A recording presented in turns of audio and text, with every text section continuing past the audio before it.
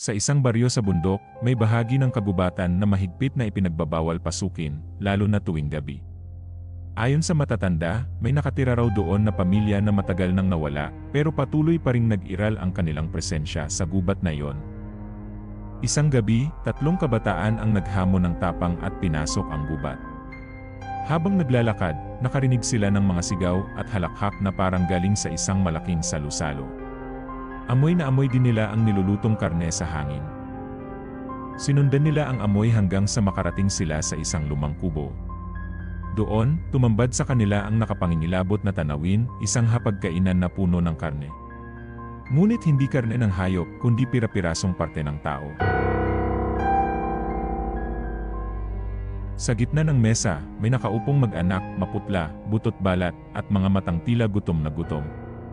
Dahan-dahan silang napangiti nang mapansin ang 3 kabataan.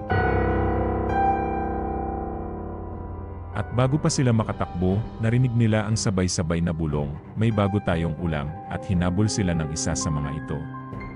Simula noon wala nang nangahas o nagtangkap ang pasukin ang gubat na iyon.